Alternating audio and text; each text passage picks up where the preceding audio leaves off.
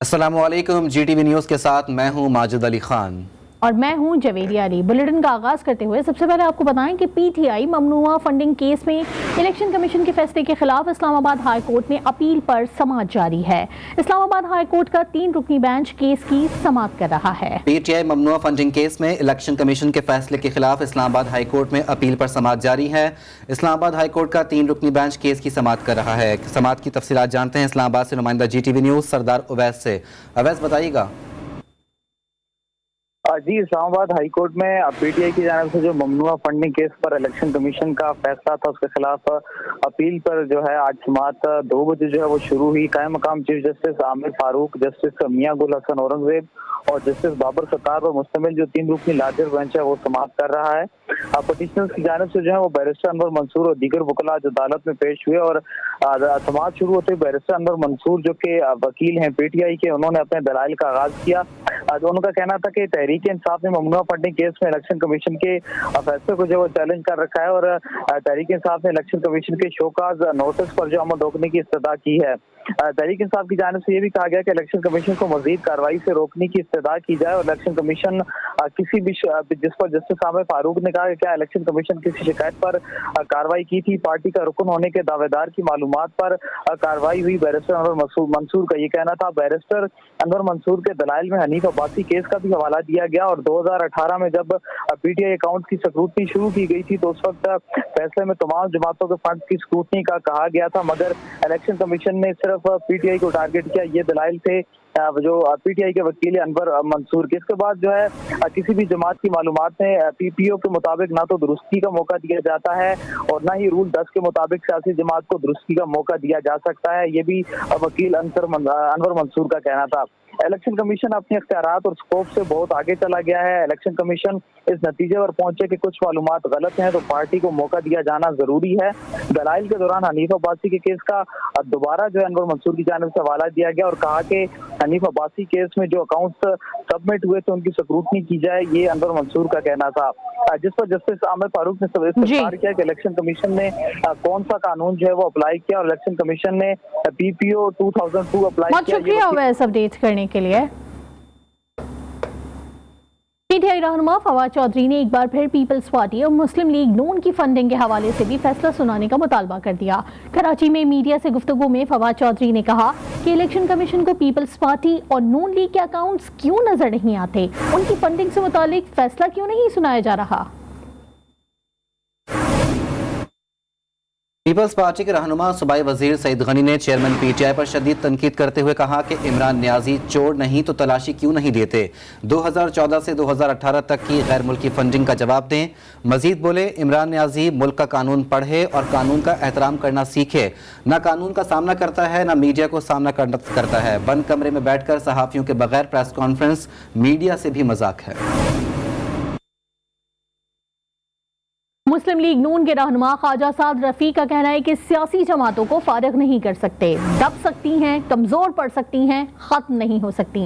Senate में इजहार ख्याल करते हुए मजीद कहा कि जमहूरियत को कोई बाहर से कमजोर नहीं करता, हम खुद इसकी टांगें तोड़ते हैं। खुदारा गद्दारी के सर्टिफिकेट्स बांटना बंद करें। फारिग आप हमें नहीं कर सकते और हम आपको नहीं कर सकते। हम सब सियासी हकीकतें हैं। हमने भी बड़ा जोर लगाया था पीपल्स पार्टी को फारिग करने के लिए, हमसे तो फारिग नहीं हुई, अखीर से सुलह कर लेते। तो भैया बात ये है, पब्बा पार भी आप जोर लगा लें, PMLN को, पीपल्स पार्टी को, रीजनल पॉलिटिकल पार्टीज को, किसी को, JUI को, बाकी जमातों को, नेशनलिस्ट पार्टीज को फारिग नहीं कर सकते। हम भी आपको नहीं कर सकते। गालियां दे के मुकाबला करना है तो देते रहे। और दूसरी बात यह है कि यह बात तारीख का सबक है, सियासी हकीकतें दब सकती हैं, कमजोर पड़ सकती हैं, खत्म नहीं होती।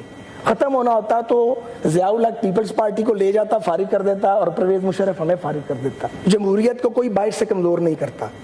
जमहूरियत की टांगें हम तोड़ते हैं सारे मिलके, एक दूसरे के मुंह काले करते हैं। जब हम जेलों में डालते हैं बेरहमी से और फिर मजाक उड़ाते हैं, कुछ शर्म आती है हमें चेयरमैन साहब?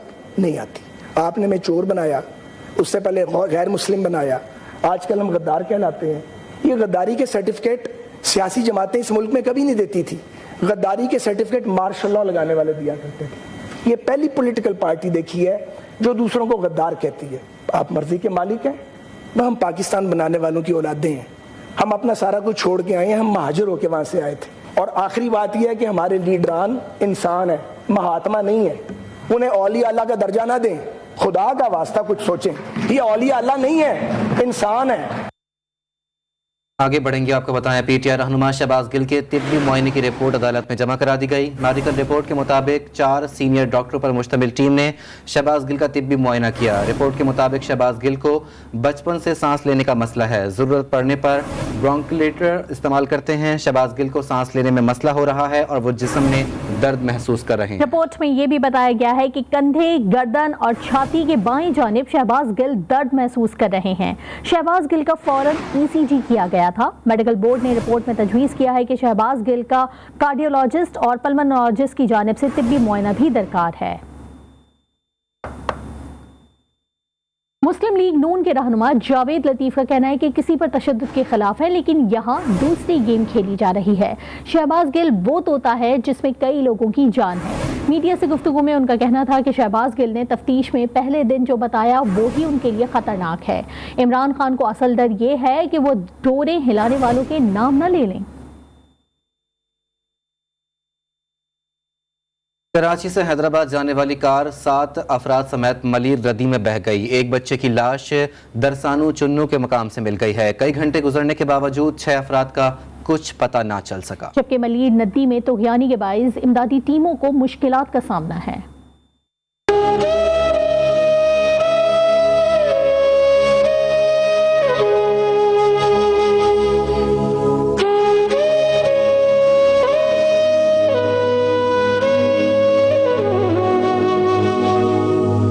کراچی میں بارش سے ملیر ندی میں طغیانی, پانی کا ریلا 7 افراد کو گاڑی سمیت بہا لے گیا. حیدرآباد سے تعلق رکھنے والے میاں بیوی اور ان کے 4 بچے جو شادی میں شرکت کے لیے کراچی آئے تھے اپنے گھر واپس جا رہے تھے. فیصلہ کیا میمن گوٹ کے قریب ڈملوٹی کے مقام پر لنک روڈ سے گزر کر M9 تک جائیں گے, لیکن انہیں کیا پتا تھا آگے سیلابی ریلا موت بانٹ رہا ہے.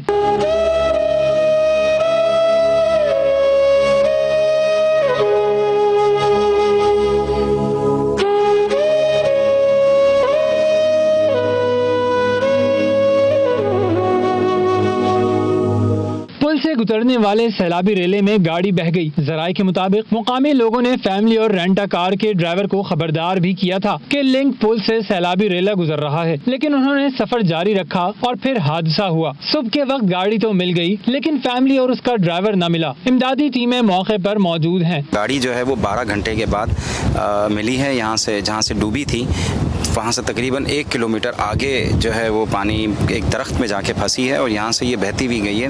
اس کے سارے شیشے ٹوٹے ہوئے تھے اور اندر کچھ بھی نہیں ملا, ہمیں بندہ کوئی بھی نہیں ملا. ہمیں ایک بیگ ملا, اس کے اندر کپڑے اور کچھ سامان تھے. کئی گھنٹوں کی تگودو کے بعد ایک بچے کی لاش کو درسانو چھنو کے مقام سے نکال لیا گیا. ریسکیو حکام کے مطابق ملیر ندی میں طغیانی کے باعث فیملی اور ڈرائیور کی تلاش کے عمل میں مشکلات کا بھی سامنا ہے. کراچی ملیر ندی لنک روڈ پر گزشتہ شام ڈوبنے والے ایک بچے کی لاش نکال لی گئی. ریسکیو ذرائع کے مطابق گاڑی میں سوار میاں بیوی 3 بچوں اور ڈرائیور کی تلاش جاری ہے. تاہم اب بھی مزید کوئی لاش نہیں مل سکی ہے. اس وقت ہمارے نمائندے لاپتہ ڈرائیور کے بھائی کے ہمراہ ہی موجود ہیں, ان سے مزید جانتے ہیں کہ کیا صورتحال ہے. وجی بتائیے گا. بالکل, گزشتہ رات جو گاڑی ڈوبی تھی اس ٹائم میں لنک روڈ ملی ندی کے پاس موجود ہے. والد یہاں پہ موجود ہے, ان سے جانتے ہیں کہ ہمارے گھر پہ دروازہ بجایا کہ عبد الرحمان کہاں ہے. ہم نے عبد الرحمان کراچی گیا ہے, بولا ابھی تک نہیں پہنچا, کہاں ہے وہ. بس ہمیں تشویش ہو گئی, پریشانی رہی. ایک دوسرے لوگ ملتے رہے, آتے رہے, دروازے پہ لوگ جمع ہوتے چلے گئے, ہم پریشان ہوتے چلے گئے. گاڑی بس وہیں پڑی ہے, ابھی تک بندے نہیں ملے. بندے کہاں ہیں, باڈی ہمیں ابھی تک نہیں ملی ہے. ڈھونڈنے کا عمل جاری ہے. یہاں کے پیچھے کے مناظر آپ کو دکھاؤں گے, یہ وہ ندی کا پانی ہے جہاں کا بہاؤ آپ دیکھیں تو کافی زیادہ تیز بہاؤ جا رہا ہے یہاں پہ. اور بتایا جا رہا ہے کہ ریسکیو اداروں کی جانب سے, پولیس کے اداروں کی جانب سے کہ پانی کا بہاؤ اتنا زیادہ تیز ہے کہ ریسکیو کے کام میں بھی جو ہے کافی مشکلات کا سامنا کرنا پڑ رہا ہے.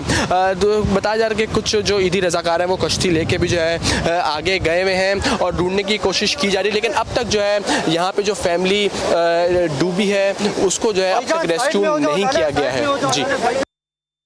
रुख करेंगे बलूचिस्तान का। बलूचिस्तान के इलाके मस्तूंग में शेख वासिल जदीद आबाद में गुज़िश्ता शब होने वाली बारिश के बायस आने वाला सैलाबी रेला आबादी में दाखिल हो गया, जहां पुलिस से जायद कच्चे मकानों को नुकसान पहुंचा है। इस वक्त ब्यूरो चीफ बुशरा कमर मुतासरीन के साथ ही मौजूद है, उनसे मज़ीद तफसीलात जान लेते हैं। बुशरा, आगाह कीजिएगा। जी बिल्कुल, मानसून की बारिशों के नए स्पेल ने एक मरतबा फिर से बलूचिस्तान के मुख्तलिफ इलाकों में तबाही मचा दी है। कई इलाके ऐसे हैं कि जहां पर सैलाबी रेला आबादियों में दाखिल हो गया है। इस वक्त मैं मस्तूंग के इलाके किली जदीदाबाद में मौजूद हूं, जहां पर कई मकानात जो हैं उन्हें जुज़वी तौर पर मुकम्मल तौर पर नुकसान पहुंचा है। यहाँ DC साहब ने रात जो आने वाला सैलाबी रेला था उसका रुख तो मोड़ दिया, लेकिन इमदादी कार्रवाइयाँ ताहाल इस इलाके में शुरू ना की गई, जिसकी वजह से इलाका मकीन इस वक्त खुले आसमान तले बैठे हैं, जबकि आसमान पर घने बादल भी छाए हुए हैं। इलाका मकीन हमारे साथ मौजूद हैं, आइए उनसे जानते हैं उनकी क्या मुश्किलात हैं। जी बताइए, क्या मुश्किल हो रही है? पर जी हमारे खाने के लिए कुछ नहीं है, ये देखो ये सब गिर पड़े हैं, हमारे लिए कुछ मदद करो, हम गरीब हैं, हम यहाँ पे बैठे हैं, कुछ नहीं है हमारे खाने के लिए। जी बिल्कुल, आपने सुना कि यहाँ पर मौजूद जो खातून हैं उनका कहना है कि अब तक उनके पास जो है कोई भी इमदाद नहीं पहुँच सकी है, वो खुले आसमान तले बैठे हैं। और बच्चे जो हैं उन्होंने, क्योंकि रात को जब बारिश का सिलसिला शुरू हुआ था तो ये अपनी जानें बचाते हुए महफूज मकाम की जानिब चले गए थे। ना रात को कुछ खाया ना अब कुछ खाया है। इनका कहना है कि फौरी तौर पर इनकी इमदाद की जाए, इन्हें टेंट जो है वो मुहैया किए जाएँ, साथ ही साथ जो है खाने पीने की अशिया जो है वो इनके इलाकों में भिजवाई जाए, ताकि जो मुमकिन दोबारा से बारिश का इम्कान यहाँ पर है उससे भी महफूज रहा जा सके और इनके पास जो है खुराक और सर छुपाने के लिए जो जगह है वो भी नहीं मिल सके। जी, और अब आपको बताएं कि पाकिस्तान को IMF से कर्ज की फराहमी की जल्द मंजूरी का इम्कान है। ज़राए के मुताबिक आलमी मालियाती इदारे के एग्जीक्यूटिव बोर्ड का इजलास 29 अगस्त को होगा, जिसमें पाकिस्तान के लिए एक्सटेंडेड फंड फैसिलिटी के तहत 7वीं और 8वें जायजे पर गौर किया जाएगा। ज़राए के मुताबिक IMF के अहम इजलास में पाकिस्तान के साथ स्टाफ सतह के मुआहदे की मंजूरी का इम्कान है, जिसके नतीजे में IMF पाकिस्तान को $1 अरब 17 करोड़ फौरी तौर पर फराहम करेगा। पाकिस्तानी सफारत खाने वाशिंगटन में लज़बेला हेलीकॉप्टर हादसे में शहीद होने वाले पाक फौज के अफसरान और जवानों की याद में ताज़ियती रेफरेंस का इनेकाद किया गया। ताज़ियती रेफरेंस में शुहदा को खराज अकीदत पेश किया गया। पाकिस्तान के सफ़ीर मसूद खान ने तकरीब से खिताब में कहा कि पाक फौज की तारीख का वतन के लिए गिरा कदर कुर्बानियों से इबारत है। पाक फौज के अफसरान और जवानों ने अपनी लाजवाल कुर्बानियों की बदौलत कौम का सर फख्र से बुलंद किया है। लेफ्टिनेंट जनरल सरफराज अली शहीद ने अपनी पेशा वाराना सलाहियतों और किरदार से काबिल तक़लीद मिसाल कायम की है। पाक फौज के अफसरान और जवान कौम का सरमाया इफ्तिखार हैं। मुल्क कौम के लिए हर किस्म की कुर्बानी पेश करना पाक फौज का तुर्राए इम्तियाज़ है। खेल के मैदान से खबर शामिल करें और आपको बताएं, पाकिस्तान और नीदरलैंड के दरमियान दूसरा एक रोज़ा मैच रोटरडैम में जारी है। मेज़बान टीम ने टॉस जीतकर बैटिंग का फैसला किया। कौमी बॉलरों ने शानदार बॉलिंग का मुजाहरा करते हुए सिर्फ 8 रन नीदरलैंड के 3 खिलाड़ियों को पवेलियन की राह दिखा दी। नसीम शाह ने 2 जबकि हारिस रऊफ ने 1 विकेट हासिल की। कौमी टीम को 3 मैचों की सीरीज में 1-0 की बरतरी हासिल है।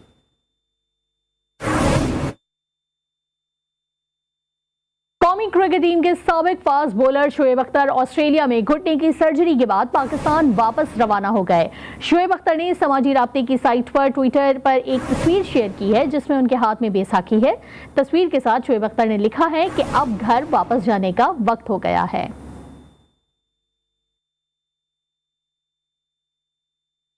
अमेरिका से ताल्लुक़ रखने वाली 99 साला खातून 100 पड़पोतों की बड़ी दादी बन गई। मार्गरेट कूलर को कहना है कि वो इंतहाई खुशकिस्मत हैं कि उन्होंने अपनी 3 नस्लें देख ली हैं। मार्गरेट कूलर को हमेशा से बड़े ख़ानदान की ख्वाहिश थी। उनकी ये ख्वाहिश उस वक्त पूरी हुई जब उन्होंने अपने 100वें पड़पोते को गोद में उठाया। उनका कहना था कि चाहती थी कि मेरा ख़ानदान बड़ा हो। मेरे 11 बच्चे और 56 पोते पोतियाँ हैं। उन्होंने अपने 100वें पड़पोते का नाम अपने मरहूम शौहर के नाम पर विलियम कूलर रखा है। देखते रहिए GTV न्यूज़।